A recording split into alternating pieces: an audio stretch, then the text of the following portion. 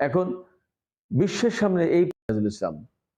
দর্শক, আজকে অনেকগুলো বিষয় আলোচনা করার ব্যাপার আছে। প্রথম যে বিষয়টা আপনাদের সামনে আমি উপস্থাপন করব সেটি হচ্ছে মার্কিন চিফস অফ স্টাফের চেয়ারম্যান জেনারেল ডান কেইন তিনি সরাসরি যুদ্ধের বিরোধিতা করেছেন। তিনি বলেছেন ইরানের সাথে যুদ্ধ করলে বিপদটা অনেক বড় কঠিন হতে পারে। মজার ব্যাপার হচ্ছে ডোনাল্ড ট্রাম্প এই ব্যাপারে তার সোশ্যাল ট্রুথে, তিনি এক্স তো ব্যবহার করেন না, টুইটার ব্যবহার করেন না, ব্যবহার করেন সোশ্যাল ট্রুথ। তাতে তিনি বলেছেন যে পত্রপত্রিকা জেনারেল ড্যান কেইনের বক্তব্যকে ভুলভাবে উপস্থাপন করছে এবং মিথ্যা কথা বলছে। তার মানে তাকে বিবৃতি দিতে হয়েছে। এটা গেল একটা বিষয়। আরেকটা বিষয় হচ্ছে ইরানের সর্বোচ্চ নেতার পলিট ব্যুরোর উপপ্রধান তিনি বলেছেন, তিনি একজন সেনা কর্মকর্তা, ব্রিগেডিয়ার জেনারেল রাসুল সানা ইরাদ, তিনি বলেছেন আমেরিকা যদি যুদ্ধ শুরু করে তাহলে মার্কিন সেনাদের অজস্র কফিন আমেরিকায় পৌঁছাবে। মার্কিন জনগণকে তাদের সন্তানদের কফিন গ্রহণের জন্য প্রস্তুত থাকার আহ্বান জানিয়েছেন তিনি। এপাশে ডেমোক্র্যাট সদস্যরা সরাসরি ডোনাল্ড ট্রাম্পকে বলেছেন যে আইন হাতে তুলে নেবেন না, আইন নিজের হাতে তুলে না নিয়ে বরং কংগ্রেসের উপর বিশ্বাস রাখুন, আস্থা রাখুন এবং কংগ্রেস থেকে অনুমতি নিতে হবে। আপনি চাইলেই ইরানের বিরুদ্ধে যুদ্ধ করতে পারেন না। আর সিনেটের সংখ্যাগরিষ্ঠ দলের নেতা চাক শুমার, তিনি ডেমোক্র্যাট দলের নেতা, তিনি বলেছেন ডোনাল্ড ট্রাম্প এখনো এমন প্রমাণ দিতে পারেনি যার কারণে ইরানের বিরুদ্ধে যুদ্ধ শুরু করা যায়। তাকে প্রমাণ দিতে হবে ইরানের বিরুদ্ধে আমরা কেন যুদ্ধে যাব। তার মানে ডোনাল্ড ট্রাম্প ঘরের ভেতরে অর্থাৎ দেশের ভেতরে মারাত্মক রকমের বিরোধিতার মুখে। চমৎকার আর একটা খবর আছে, আপনারা মনে হয় অনেকেই জানেন, টাকার কার্লসন হচ্ছেন একজন মার্কিন সাংবাদিক। তিনি ফক্স নিউজ টেলিভিশনের সাংবাদিক, তিনি খুব জনপ্রিয় টক শো উপস্থাপক। তিনি একটা সাক্ষাৎকারে বলেছেন যে ডোনাল্ড ট্রাম্প মূলত দেশের স্বার্থে যুদ্ধ করছে না, তিনি যুদ্ধ করতে যাচ্ছেন ইসরায়েলের স্বার্থে, তিনি আমেরিকার স্বার্থে যুদ্ধ করছে না। টাকার কার্লসন আরো বলেছেন যে ডোনাল্ড ট্রাম্প যে স্লোগান দেন যে আমেরিকা ফার্স্ট, কিন্তু প্রকৃতপক্ষে তিনি ইসরায়েল ফার্স্ট এই স্লোগানকে সামনে রেখে কাজ করছেন। এরকম অনেকগুলো বিষয় নিয়ে আমি আপনাদের সামনে এখন হাজির হয়েছি। বিষয়গুলো নিয়ে আমি বিস্তারিত আলোচনা করব, আশা করি সঙ্গেই থাকবেন। আর নিশ্চয়ই ভিডিও পছন্দ হলে লাইক, কমেন্ট, শেয়ার করবেন আর চ্যানেলটি সাবস্ক্রাইব করতে ভুলবেন না। চলুন দর্শক, আলোচনায় চলে যাই। দর্শক, শুরুতেই যে কথা বলেছিলাম যে ডোনাল্ড ট্রাম্প নিজের দেশে নানামুখী বিরোধিতার মধ্যে পড়েছেন। ট্রাম্প নিজও ঘরের ভেতরে সবচেয়ে যে মারাত্মক বিরোধিতার মুখে পড়েছেন সেটি হচ্ছে এই যুদ্ধ যিনি পরিচালনা করবেন, যিনি নেতৃত্ব দেবেন, তিনিই এই যুদ্ধের বিরোধিতা করেছেন। তিনি হচ্ছেন মার্কিন জয়েন্ট চিফস অফ স্টাফের চেয়ারম্যান জেনারেল ড্যান কেইন।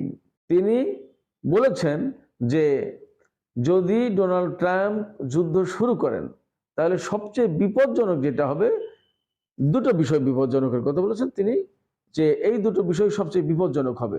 একটা হচ্ছে যে ইরান এই যুদ্ধে মারাত্মক রকমের প্রতিরোধ গড়ে তুলবে এবং আমেরিকার এয়ার ডিফেন্সের শর্টেজ অর্থাৎ ঘাটতি পড়তে পারে। তার মানে এত বেশি ক্ষেপণাস্ত্র এবং ড্রোন ছুড়বে ইরান যে আমেরিকার পক্ষ থেকে সেগুলো মোকাবেলা করার জন্য তো এয়ার ডিফেন্স সিস্টেম লাগবে, পেট্রিয়ট থার্ড এগুলো লাগবে। ধরুন আমেরিকায় এই এলাকায় মোতায়েন করবে যা, তা দিয়ে হয়তো একসাথে 500 ক্ষেপণাস্ত্র আর ড্রোন একসাথে মোকাবেলা করা যাবে, কিন্তু ইরান তো ছুড়বে 10,000 বা 2,000 বা 5,000, তখন কি করবে? আমরা তো খুব সম্প্রতি শুনেছি যে ইরানের হাতে 80,000 ড্রোন রয়েছে। তাহলে আর মিসাইল সিটি তো একের পর এক উন্মোচন হচ্ছেই, সেক্ষেত্রে কি করবে? আমেরিকা সামাল দিতে পারবে না। জেনারেল ড্যান কেইন, এই ড্যান কেইন হচ্ছেন মার্কিন সামরিক বাহিনীর যে কয়জন প্রধান আছেন তার চেয়ারম্যান, তার মানে টপমোস্ট সামরিক কর্মকর্তা, তিনি বলেছেন এই কথা। এখন এইটা নিয়ে কিন্তু হুলস্থুল কাণ্ড সারা বিশ্বের সংবাদ মাধ্যমে পত্র পত্রিকায় শুরু হয়েছে, আমেরিকার ভেতরেও তো তোলপাড় শুরু হয়েছে। এই পরিস্থিতিতে ডোনাল্ড ট্রাম্প বিবৃতি দিতে বাধ্য হয়েছেন।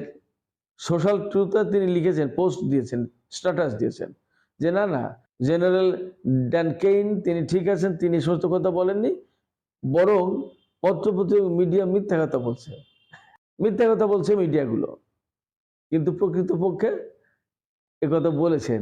এবং এটা আল জাজিরা থেকে শুরু করে আরব অঞ্চলের বা বিভিন্ন দেশের, আমেরিকার, খোদ আমেরিকার পত্রপত্রিকাতে, মিডিয়াতে এসছে। শুধু তাই না, ওয়াল স্ট্রিট জার্নাল আপনারা সবাই হয়তো জানেন যে খুব বিখ্যাত একটা পত্রিকা আমেরিকার, আবার ওয়াশিংটন পোস্ট, এই দুটো পত্রিকাতেও যুদ্ধের বিরুদ্ধে বক্তব্য এসছে একেবারে সরাসরি। মানে আমেরিকা এই যুদ্ধে খুব একটা সুবিধা করতে পারবে না। আচ্ছা, আর ড্যান কেরি আর কি বলেছেন?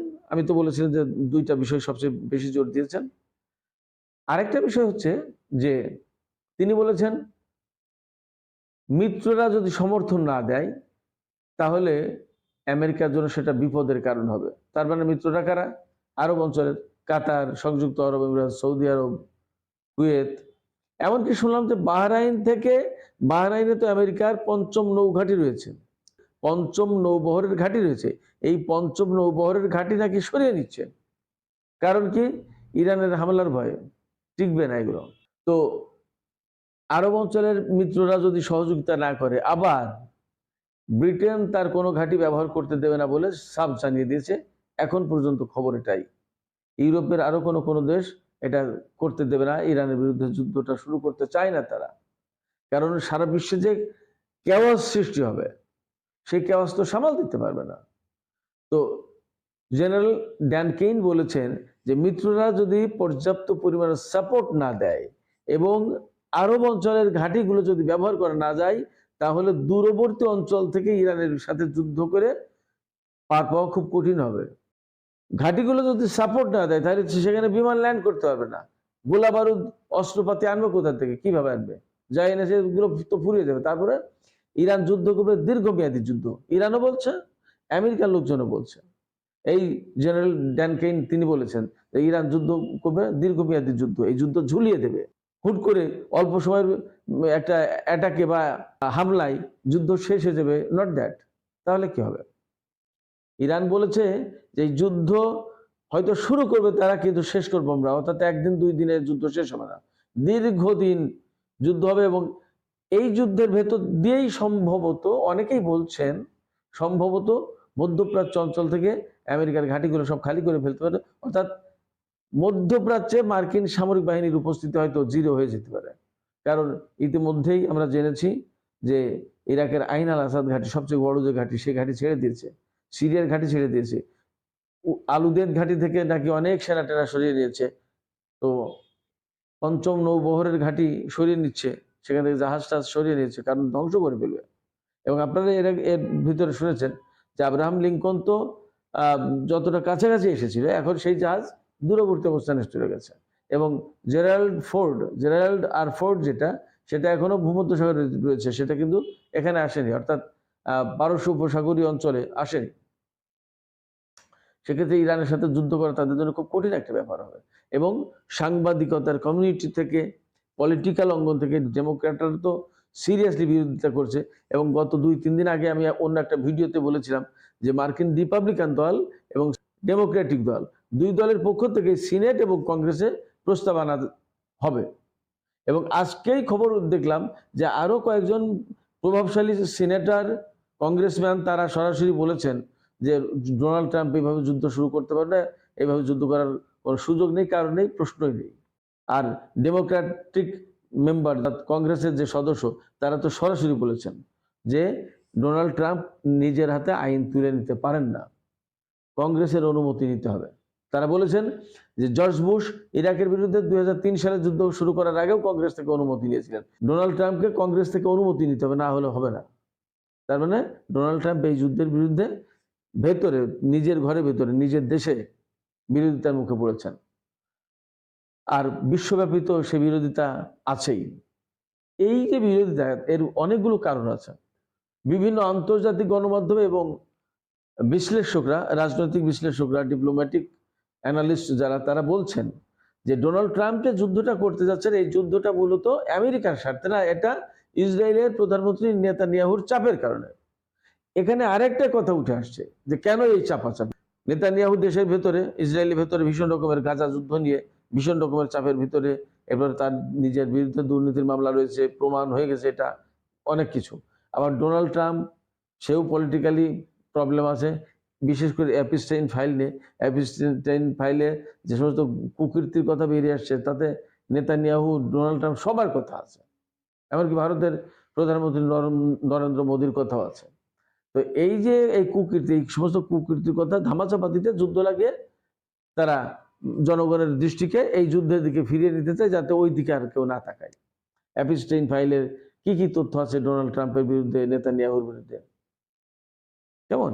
তো সেক্ষেত্রে দেশের মানুষ এই যুদ্ধ চায় না, কারণ তারা ডোনাল্ড ট্রাম্পের যে প্ল্যানটা, এই প্ল্যানটা তারা মনে করছে যে ডোনাল্ড ট্রাম্প তাদের মতামতকে, তাদের দৃষ্টিকে অন্যদিকে ঘুরিয়ে দেওয়ার চেষ্টা করছে। এপাশে ডোনাল্ড ট্রাম্প নতুন করে বলেছেন যে ইরান যদি আমেরিকার সাথে চুক্তি না করে, সর্বশেষ মনে হয় আলোচনা হতে যাচ্ছে আগামী শুক্রবার বা বৃহস্পতিবার। এই আলোচনার আগে তিনি আবার হুঁশিয়ার করলেন যে ইরান যদি চুক্তি না করে তাহলে সেটা হবে ইরানের জন্য খুবই খারাপ একটা দিন এবং ইরানের জনগণের জন্য হবে দুঃখজনক। তার মানে কি, খেয়াল করুন, ডোনাল্ড ট্রাম্প বলেছেন যে ইরানের জনগণকে তিনি উদ্ধার করবেন।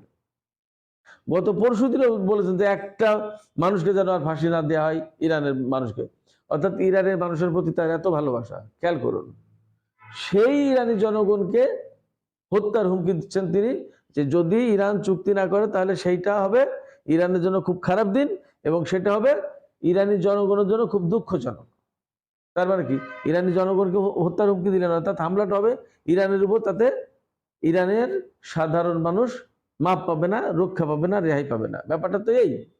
তাহলে আরেকটা কথা আমি বলি, ডোনাল্ড ট্রাম্প কিন্তু আরো বিরোধিতার মুখে পড়েছেন। আপনারা নিশ্চয়ই জানেন যে ইরান ও মধ্যপ্রাচ্য বিষয়ক মার্কিন বিশেষ দূত স্টিভ উইটকফ এবং তার জামাই, অর্থাৎ ডোনাল্ড ট্রাম্পের জামাই জারেড কুশনার, এই দুইজন ব্যক্তি ইরানের সাথে আলোচনা করে একটা ডিপ্লোম্যাটিক ওয়েতে, কূটনৈতিক পন্থায় এই সমস্যার সমাধান করার চেষ্টা করছেন। আর ডোনাল্ড ট্রাম্প তো যুদ্ধ করার জন্য ব্যস্ত হয়ে পড়েছেন। তারা দুইজন, অর্থাৎ এই স্টিভ উইটকফ এবং জারেড কুশনার, তারা দুইজনও বলছেন যে যুদ্ধ না করে আমাদেরকে সুযোগ দেওয়া উচিত ডিপ্লোম্যাটিক ওয়েতে, অর্থাৎ কূটনৈতিক পন্থায় এই সমস্যার সমাধান করা। তার মানে তারা দুইজনও, স্বয়ং ডোনাল্ড ট্রাম্পের জামাই জারেড কুশনার নিজেও এই যুদ্ধ চান না। সুপ্রিয় দর্শক, এই বিশ্লেষণের পাশাপাশি ইরানের পক্ষ থেকে কি কি বলা হচ্ছে, কি করা হচ্ছে, আরো এরকম ছোট ছোট কিছু খবর আমি আপনাদেরকে জানিয়ে এই আলোচনা শেষ করব। ইরানের পক্ষ থেকে পরিষ্কার করে বলা হয়েছে, ইরানের সর্বোচ্চ নেতার পলিট ব্যুরোর ডেপুটি চিফ, অর্থাৎ উপপ্রধান রাসুল সানারিয়াদ, তিনি বলেছেন আমেরিকা যদি ইরানের বিরুদ্ধে কোনো রকমের ভুল পদক্ষেপ নেয় তাহলে মার্কিন সেনাদের অজস্র কফিন আমেরিকায় পৌঁছাবে। অর্থাৎ তিনি বলতে চেয়েছেন পরিষ্কার করে যে আমেরিকা যদি যুদ্ধ শুরু করে তাহলে এই অঞ্চলে যত সেনা মোতায়েন আছে, যত ঘাঁটি আছে, তার কোনোটা রক্ষা পাবে না। এবং তিনি মারাত্মক রকমের হুমকি দিয়েছেন যে ইরানি সেনারা একেবারে চূড়ান্ত জীবন মরণ লড়াই করবে, অর্থাৎ জীবন পণ করে, জীবন বাজি রেখে লড়াই করবে। এক ভয়াবহ লড়াই হবে। সেক্ষেত্রে আমেরিকাকে নিশ্চয়ই বিষয়টা নিয়ে এখন ভাবতে হবে। দেখা যাক কি হয়। আরেকটা বিষয় আছে, ইসরায়েলের পাশে লেবাননের যে প্রতিরোধ যোদ্ধা গোষ্ঠী রয়েছে তাদেরকে হুঁশিয়ারি উচ্চারণ করে বলেছে, তাদেরকে হুঁশিয়ার করে দিয়ে বলেছে যে ইরান এবং আমেরিকার ভেতরে যদি কোনো যুদ্ধ শুরু হয় আর সেই যুদ্ধে যদি লেবাননের এই যোদ্ধারা জড়িয়ে যায় তাহলে ইসরায়েল তাদের উপরে প্রচন্ড রকমের হামলা চালাবে। তার মানে খেলাটা বোঝেন যে যুদ্ধ হবে ইরান এবং আমেরিকার, হিজবুল্লাহ যদি তাতে জড়িয়ে যায় তো ইসরায়েল তাদের বিরুদ্ধে হামলা চালাবে। তার মানে সামগ্রিকভাবে একথা এখন পরিষ্কার হয়ে যাচ্ছে, অন্তত আন্তর্জাতিক বিশ্লেষকদের বা আন্তর্জাতিক গণমাধ্যমের খবর অনুসারে, যে এই যে ইরানের সাথে আমেরিকা যে যুদ্ধটা করতে যাচ্ছে তার কেন্দ্রবিন্দুতে মূলত রয়েছে ইসরায়েল। এখন বিশ্বের সামনে এই প্রশ্নই বড় হয়ে দাঁড়িয়েছে যে মার্কিন প্রেসিডেন্ট ডোনাল্ড ট্রাম্প ইসরায়েলের স্বার্থে যুদ্ধ করবেন নাকি করবেন না? সুপ্রিয় দর্শক, এখনকার আলোচনা আমি শেষ করতে চাইছি। যাবার আগে আপনাদের কাছে জানতে চাই, আপনারা কি মনে করেন? এই যে যুদ্ধটা হতে যাচ্ছে, কিন্তু ডোনাল্ড ট্রাম্প দেশের ভেতরে বিভিন্ন রকমের বাধার মুখে পড়েছেন, তিনি বিরোধিতার মুখে পড়েছেন। এই বিরোধিতা